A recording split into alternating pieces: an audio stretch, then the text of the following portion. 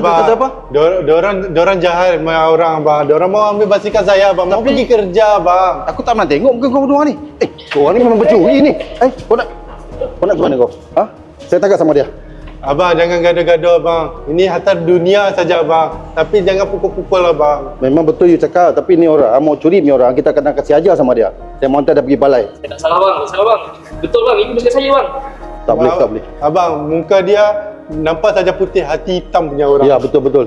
Jadi kalau putih dia tak curi orang punya basikal. Saya tahu. Betul, bang. Itu pasal saya mau angkat dia pergi balai sekarang. Terima kasih abang. Okey.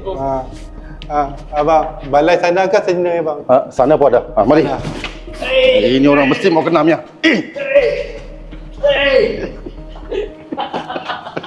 Baru nak curi basikal. Ni basikal aku yang curi.